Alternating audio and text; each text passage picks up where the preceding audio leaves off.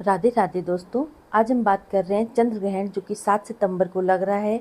इसमें गर्भवती महिलाएं क्या करें और क्या ना करें। ये बहुत ही महत्वपूर्ण बात है कि इस चंद्र ग्रहण में गर्भवती महिलाओं को चांद की रोशनी के सीधे संपर्क में नहीं जाना चाहिए। उनके लिए बहुत हानिकारक होगा। इस विषय में बात करते हैं कि उनको इस दिन क्या क्या करना चाहिए और क्या क्या नहीं करना चाहिए और क्या क्या सावधानियां बरतनी चाहिए। सूतक काल में गर्भवती महिलाएं क्या कर सकती हैं, चंद्र ग्रहण में उनको क्या करना चाहिए जो उनके बच्चे पे बुरा प्रभाव ना पड़े और वो एकदम स्वस्थ रहे। इसलिए हम इस चीज़ में आज बात करेंगे कि गर्भवती महिलाओं को इन सब बातों का ध्यान रखना बहुत ज़रूरी है, क्योंकि जो चंद्र ग्रहण है वो 7 सितंबर को पड़ रहा है और उसका समय क्या है। तो आइए इस बारे में बात करते हैं। हर हर महादेव। आप सबका स्वागत है मेरे चैनल पे। चंद्र ग्रहण के दौरान गर्भवती महिलाओं को बहुत सावधानी के साथ रहना चाहिए। चंद्र ग्रहण एक खगोलीय घटना है जिसका कि धार्मिक महत्व भी है। मान्यता है कि चंद्र ग्रहण के समय गर्भवती महिलाओं को कुछ खास ध्यान रखना बहुत जरूरी है। साल का दूसरा एवं आखिरी चंद्र ग्रहण 7 सितंबर को भाद्रपद पूर्णिमा पे लगेगा। यह ग्रहण भारतीय समय के अनुसार रात को 9:58 से प्रारंभ होगा और देर रात्रि 1:26 पे समाप्त होगा।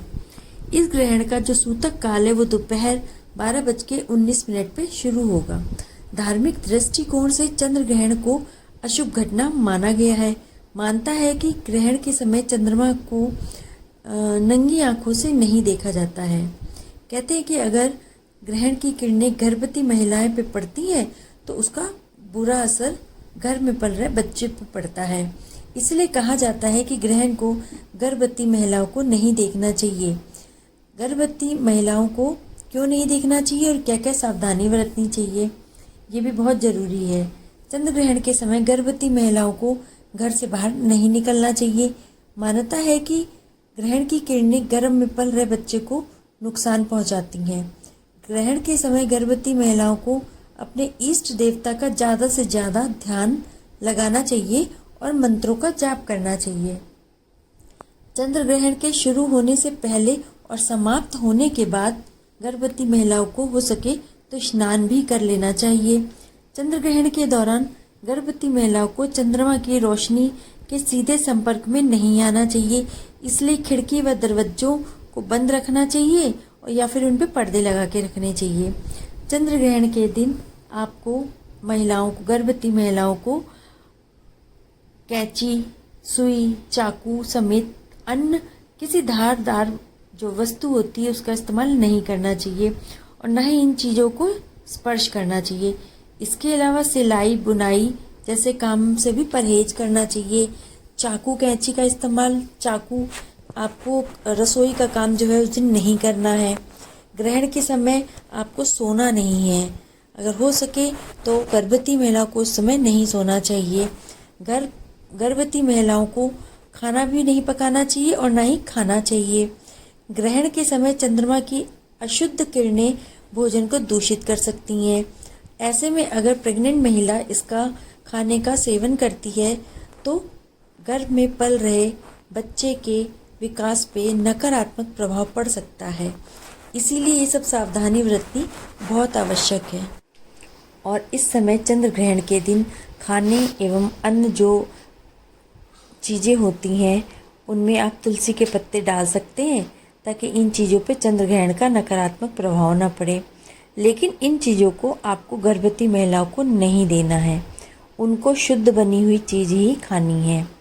मंत्रों का जाप करना है। ओम श्राम श्रीम श्रौम सः चंद्रमसे नमः मंत्र का जाप करिए। इसके अलावा गर्भवती महिलाओं को इस दौरान भगवान राम और भगवान कृष्ण जी का भी नाम जपना चाहिए।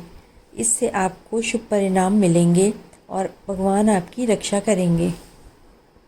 जो इसमें सूतक का समय है वो है चंद्र ग्रहण की जो शुरुआत है वो 7 सितंबर को रात को 9:58 से हो रही है और साथ ही चंद्र ग्रहण का जो समापन है वो 8 सितंबर को देर रात्रि 1:26 पे होगा। इस दिन पे सूतक का समय जो है वो इस प्रकार से रहने वाला है। सूतक काल का जो प्रारंभ है वो 7 सितंबर को दोपहर 12:35 पे होगा और सूतक काल का जो समाप्ति का समय है वो है 8 सितंबर को देर रात्रि 1:26 तक। इसलिए इस बीच में आपको, जब सूतक काल है तो चंद्र ग्रहण का जो इसमें आपको बिल्कुल भी गर्भवती महिलाओं को कोई भी काम नहीं करना है। उनको सिर्फ कमरे में बैठना है और आराम करना है और मंत्रों के जाप करने हैं, ताकि उनके गर्भ में जो बच्चा पल रहा है उस पर कोई भी गलत प्रभाव ना पड़े। माँ भी सुरक्षित रहेगी और बच्चा भी सुरक्षित रहेगा। इसलिए सबको यही करना है, गर्भवती महिलाओं को, और प्रभु से ये कामना करनी है कि आप मेरे बच्चे की रक्षा करिए और उस पर किसी भी चीज़ का कोई गलत असर ना होने दीजिएगा। इस तरीके से आप ओम नमः शिवाय, हर हर महादेव, राम राम राम या कृष्णा कृष्णा कृष्णा, राधे श्याम, जो भी, जय माता दी, आप जो भी, जिस भी इष्ट देव को मानते हैं, जो भी आपके इष्ट देव हैं, उनके नाम का जाप करिए तो आपके साथ सब कुछ अच्छा ही अच्छा होगा। हर हर महादेव।